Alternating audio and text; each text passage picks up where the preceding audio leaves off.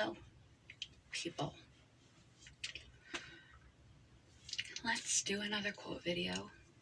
Today, I'm actually headed down to Ann Arbor to get my simulation and one more MRI for my radioscopic surgery on my aneurysms.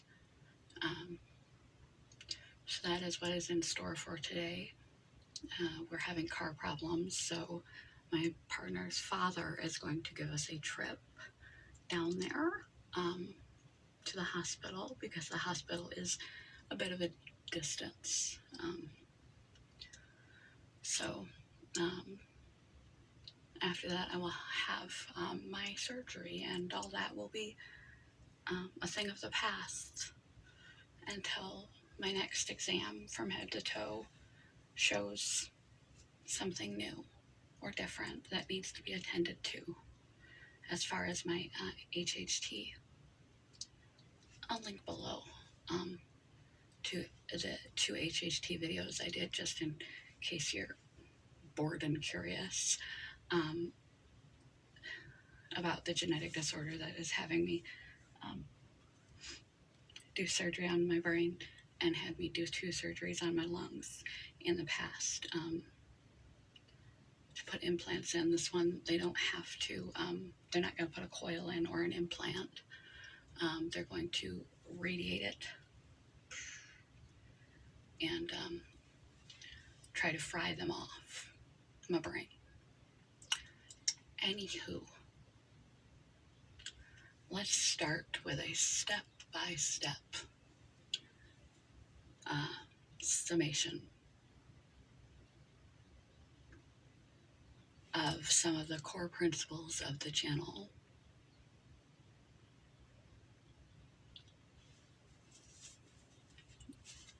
Start with yourself, master yourself first, because if you are not in control of yourself, you cannot be in control of anything else. Master your mind, or it will master you, and mind your mind.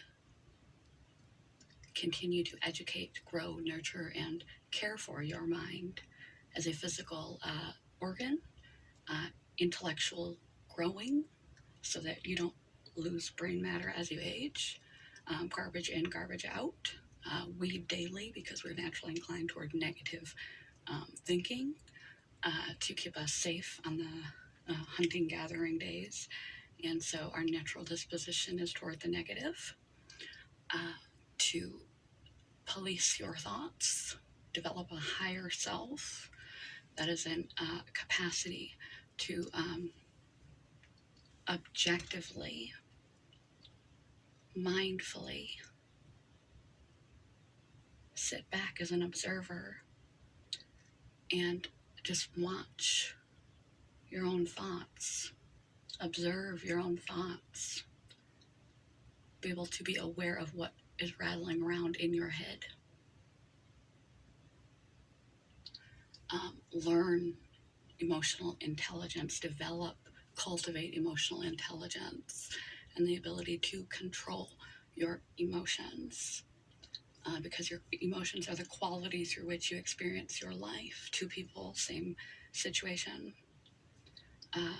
One hated it, one found joy in it.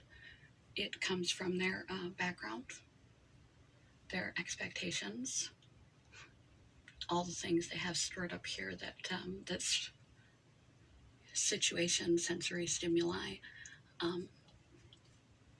activates. Their expectations heading in, and the quality of their emotion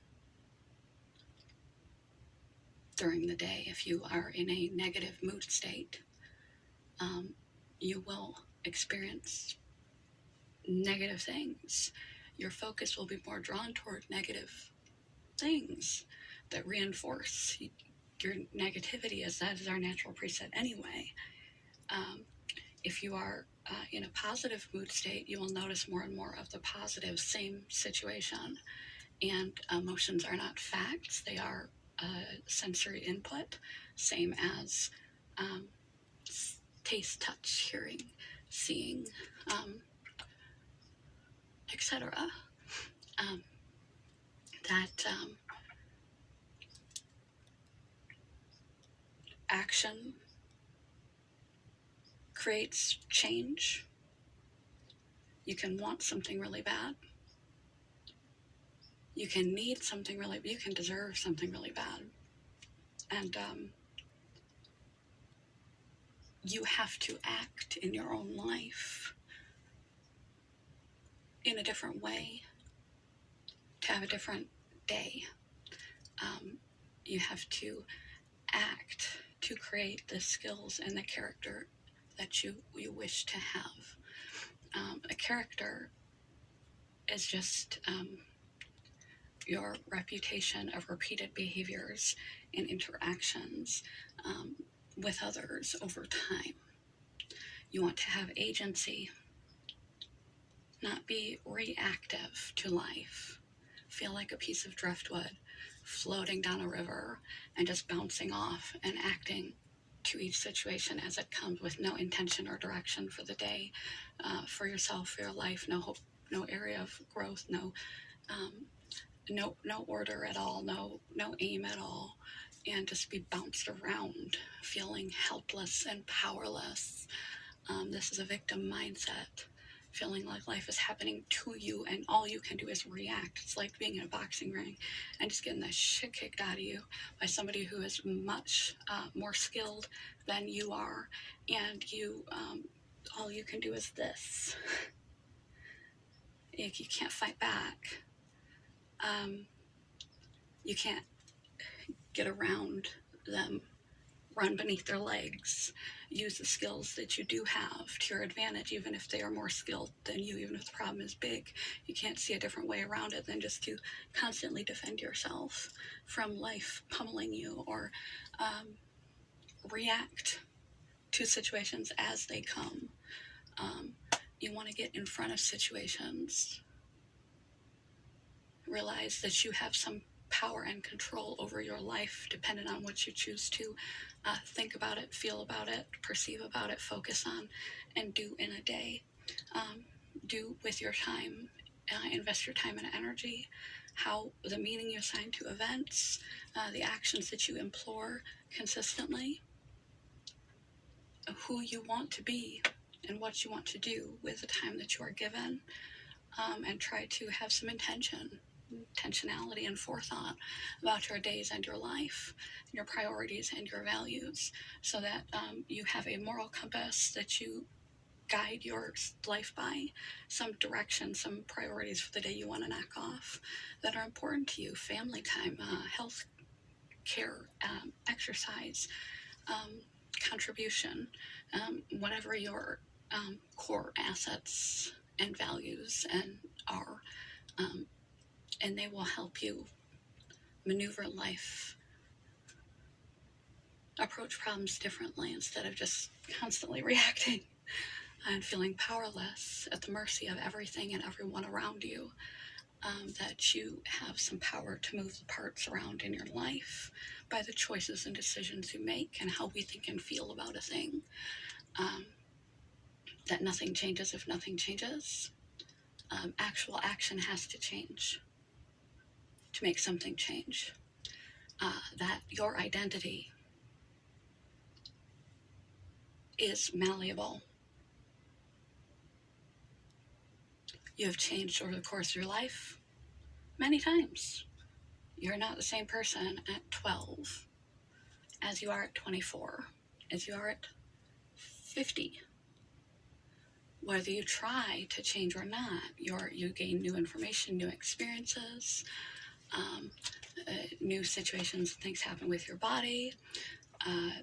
Change is guaranteed. You change your mind as you learn more information about a subject. You change your opinion. You change your perspectives. You change your likes and dislikes, and everything from food to interests to hobbies and people over the course of your life, whether you try to or not. knowing this, that you change naturally like a canyon that is being slowly carved away by flood waters, the flood waters of life shaping you, makes you realize that you kind of will turn into whatever form life situations, external circumstances, and people have to say about it? Or do you want to have some control on how you evolve and change, what direction your river heads, what it looks like down the line, what you are turning into, what you are becoming? Do you want to have some hand to play in that? The more you can consciously direct your thoughts and your emotions, use the two cohesively, cooperatively, effectively, to make an insightful, wise mind choice. Keep your emotions stable and generally serene or happy or positive more often than not. It is normal to not be happy all the time. That is not a realistic expectation. Even if things are fine, you may find yourself in a shitty mood for no apparent reason that you can pinpoint. It happens. But try to get curious about your emotions and try to see if you can figure out what might have led you to that place. What might you not be spending the appropriate amount of time, energy, attention, and investment in? Because what you spend your time, energy, attention, investment, and money on is what you prioritize. Leading a life that, now that you have some control over your own thoughts, stopping negative thoughts, changing them, observing them, observing your emotions without reacting, observing situations without reacting, taking both of these things into account to make effective choices, realizing that you don't have to be a piece of driftwood in the river. You can be the river. You can take different actions in your life and produce a different outcome, and you can design the kind of person you want to be, and it's not being disingenuous. It's just having some hand to play in nature's natural growth pattern, rather than letting everything and everyone else around you have their say and have their way with you. Healthy boundaries is important. Having a moral compass is important. Knowing your priorities is important. And you can identify those by figuring out where you're spending your time, your energy, attention, and money. And see if those align to what you really think are your priorities. Do a self-assessment and find out if that really lines up. Are you really walking the talk?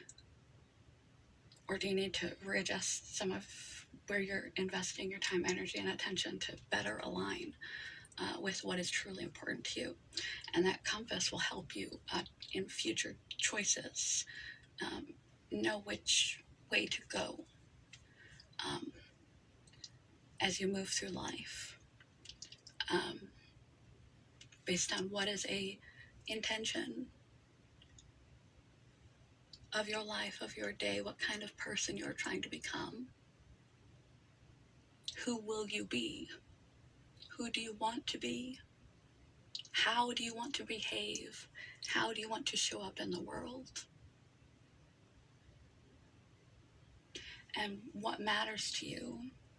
That will allow you very useful skills and tools, like avoiding avoidance as much as possible, acting rather than indecision, knowing what to prioritize, recognizing when things have been slipping from your priorities and you need to switch things around in your time and your day, better self-care, better care for others.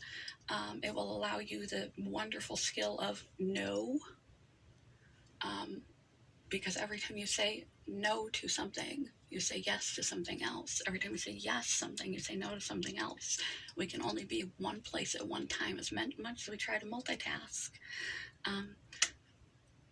It's been said in some movie or something, I heard it in therapy, that it's better to do one thing it's better rather than do 10 things half-assed, do one thing whole-assed. We're bad multitaskers, regardless if we think we are. So, your focus and attention, you can only literally physically be in one place at one time. So, and there's only so much time in a day. So where are you spending that time? It will allow you to feel allowed to say no to all manner of things, mistreatment, to invitations, to things you are not well enough or just don't feel like doing, to express your wants and needs and feel worthy of doing so. Growth makes us feel good. Growth and progress make us feel good. It's not the destination, it's the act of becoming. The power and authority and self-control you feel over yourself and your own life from creating it through your own choices, decisions, perspectives, meanings, interpretation, recalibration of self inside and meaning outside, and directions and activities you do, what you invest your time into. The ability to have a hand in your own life is an incredibly empowering feeling and can help you move forward from trauma. The ability to let go healthfully of things that are no longer serving you, because our memories change every time we pull them out. It's slightly different. Our memory is only a caricature of our past anyway, and it's based on the interpretation. Things that happened to you when you were 5 were interpreted by the mind of a 5-year-old, not by the more objective, more informed, more experienced mind of a 35-year-old. So what you believe to be true back then and you hold as fact is just a generalized caricature formed from a mind that was not developed enough to even understand what was happening around it. It did its best gesturing to give you some idea, and your nervous system absorbed the memories of the negative sensations, the smells, the sensory input of the time, the emotional feelings of the time, so that that this is negative, this is bad. And usually we often internalize that as we are bad. There's something we did to get victimized. There's something we did to cause trauma. There's something we did wrong. And we can't handle those emotions, are so strong from especially our earliest programming is the hardest to reprogram. Our earliest self-definitions are the hardest to reprogram. Our earliest nervous system triggers that are going to re-trigger us back into fight or flight and negative coping skills and immediately wanting to run away from the discomfort of the emotion into bad, old, familiar, blind, unconscious habits, lacking agency to go back into victim mode and just be on the receiving end, to be pliable and allow other people to abuse you, to reenact trauma enactment, have low self-esteem, all of those things are because you couldn't understand it from up here. You just experienced it, and your mind was not developed enough cognitively to experience it properly. Your nervous system hardwired that. This is bad, we need to remember that. And that is your foundational functioning at the roots of your brain, what everything else is built and stacked on over time, are your formative experiences. But identity is malleable, thoughts are malleable, neuroplasticity exists. You can rewire your brain as an adult. Change is possible. You can change not just your intellect and skills, you can literally change the formation and function of your brain. and control, downgrade the severity and pain of your emotions. Make more effective choices in your life. Have more choice. Feel like you have a choice in your life through agency. And the process of you unfolding yourself and trying to become will fill you with joy. Don't aim for the gold star at the end of the trophy. The perfection doesn't exist. There is no end of the road. The end of the road is the end of our time here. But the process of growing and becoming, educating, learning, unfolding, growth in and of itself makes us neurochemically and emotionally feel better. And as we act more effectively in our life, we have less problems, less interpersonal problems, more self-confidence, less problems on the job, and less problems, less stress. So it all starts with this and this and you. And when you get those mastered, then you can begin to act in life with consistency and discipline and conscious intention of how you intend to be perceived. What kind of person? How do you show up in the world? What are your values? What do you prioritize? Who are you? What are you hoping for? What are you aiming at? Who are you? And what habits and activities create that? And you make those choices, and you make those choices and habits consistently, and over time they will become habitual. They will become unconscious rather than whatever messed up situation is normative to you now. The positive responses, the habitual responses that were bad will start to fade as you install new, consistent, disciplined, or repetitive, positive, effective, healthy, balanced, helpful action into your day with discipline and consistency over time will become your new autopilot unconscious program, because it runs 80% of our brain, and we only get like 20% conscious decision. And then those actions become your habits. And what did I say reputation and character was? Your habits and behaviors, interactions, reactions in the world, how you showed up, what you have been up to, what you do, who you are on a day-to-day basis over a course of time. Your habits and your interactions with others, your value system and priorities, your choices add up to create not just habits, but your reputation and your character.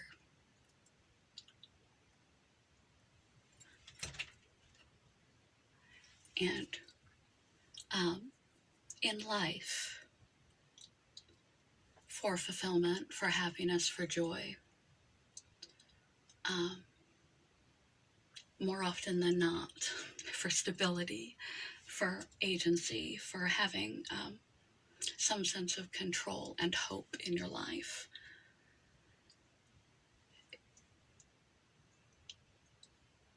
your character helps to determine your destiny, because it matters some what you do, but it matters so much more who you are. I will link to that video below too. This one has gone on too long again. Basic rundown of the whole compression of like several thousand videos. Quote of the day. Let's get there, shall we? Whoops. Watch your thoughts, for they become your words. Watch your words, for they become your actions. Watch your actions, for they become your habits. Watch your habits, for they become your character. Watch your character, for it becomes your destiny. Bearing in mind that if you don't like where you're headed now or down the line, you can pivot. You can choose something else if you make a choice and start moving into a direction and you don't like how it's unfolding. We're like a blank slate, like a blank piece of paper, like origami. If you don't like what you folded yourself into when you gave it a go to take control in your life, over yourself, over your thoughts, your emotions, your perception, your meaning, assign your actions, activities, choices, value system, etc. in a day, habitually, consistently over time, and you're not pleased with the results, unfold your dinosaur and start again, because identity is malleable and you can go in a different direction at any point you choose to in the dash between birth and goodbye. That's yours. Claim it. Good morning, goodbye. Love you guys. Peace. Hugs.